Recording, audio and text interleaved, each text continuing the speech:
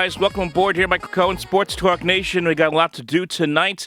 First thing we're going to hit up is this. The New York Mets sweep the St. Louis Cardinals in 4 straight games.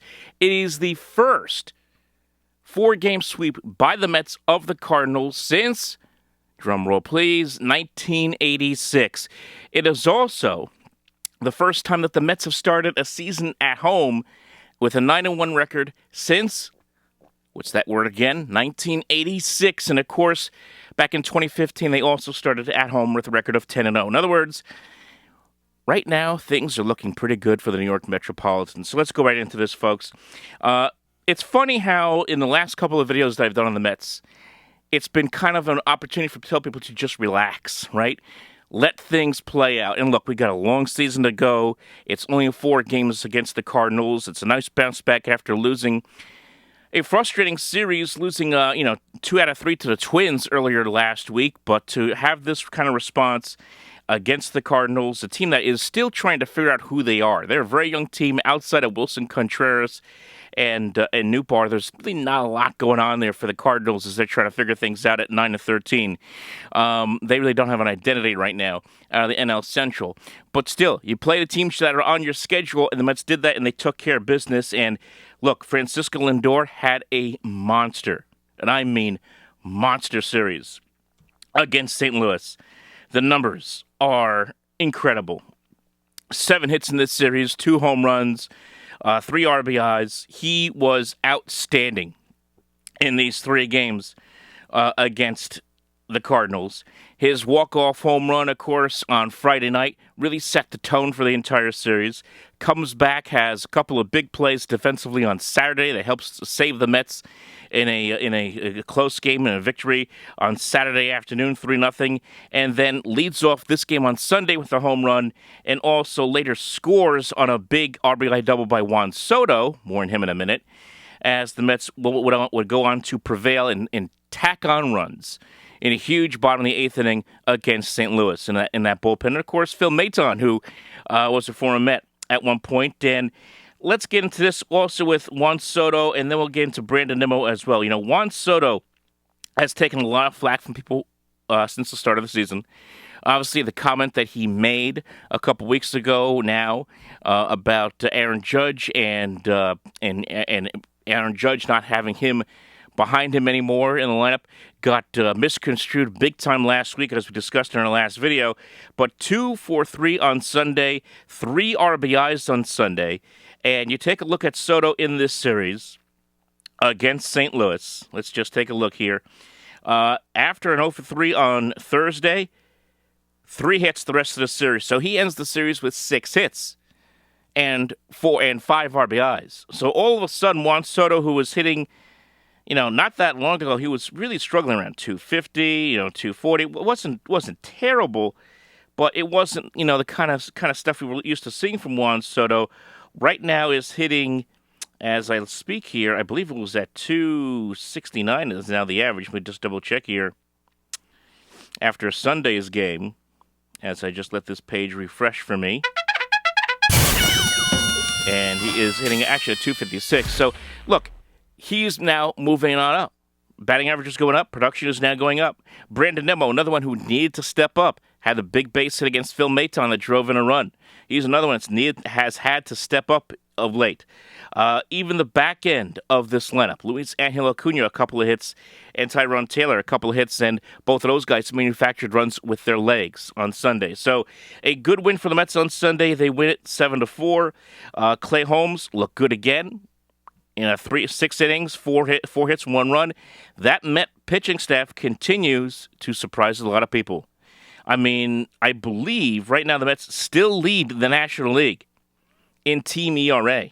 Going into Sunday, their team ERA was at 2.27, and it's probably around that now after Sunday's victory.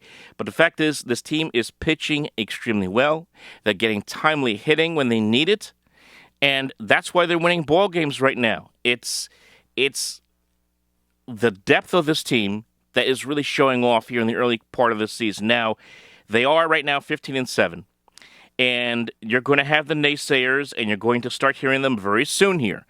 Well, they beat the Cardinals, who are just trying to find themselves. They're not a great team. They beat the A's, who are not a great team. They beat Miami a couple of series. They're not that great. They swept the Blue Jays, who are inconsistent. Who are the New York Mets? Well, we're going to find out who the New York Mets are now, because the schedule is going to get more difficult, because on the horizon here is the Philadelphia Phillies. The Phillies, who lost on Sunday to the Miami Marlins 7-5. Mets have a 2-game advantage against Philadelphia going into this series on Monday, and it's going to be absolute theater. It's going to be a tough series for both teams. 3 games Monday, Tuesday, and Wednesday. Monday and Tuesday night, Wednesday afternoon. This is a huge series early in the season and a huge litmus test for the Mets to really show that, hey, look, they are going to be a serious player. I think they are, but to really show a lot of people that they're going to be a serious player in the National League throughout the course of this year. And the pitching matchups are going to be fascinating. Tyler McGill against Aaron Nola.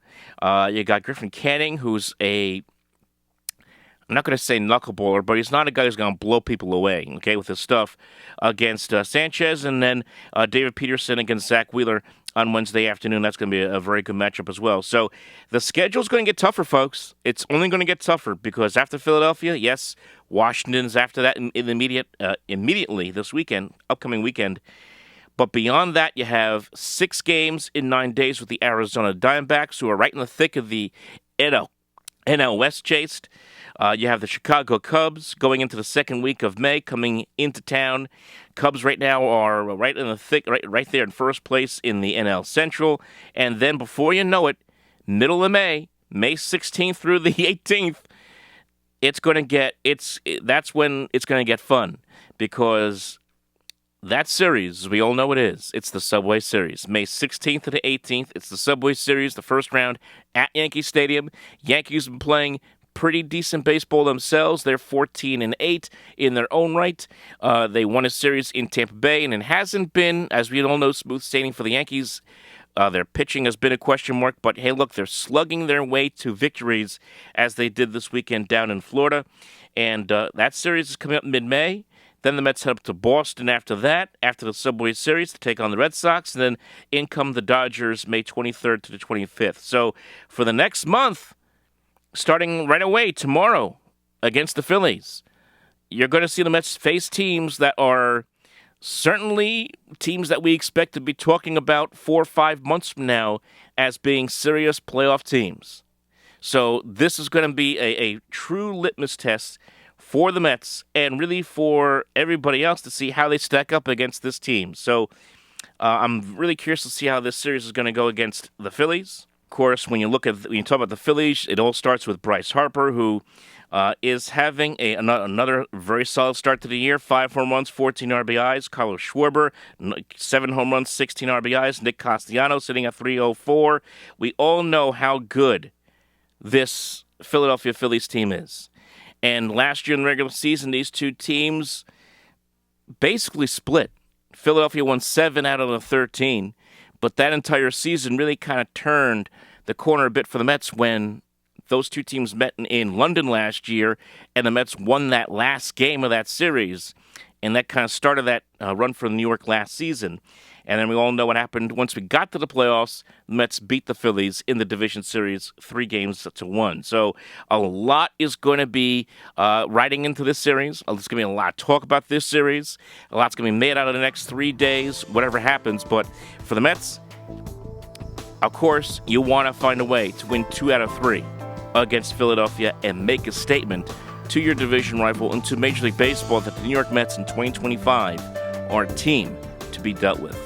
So, folks, like and subscribe. We'll talk to you next time right here on Sports Talk Nation.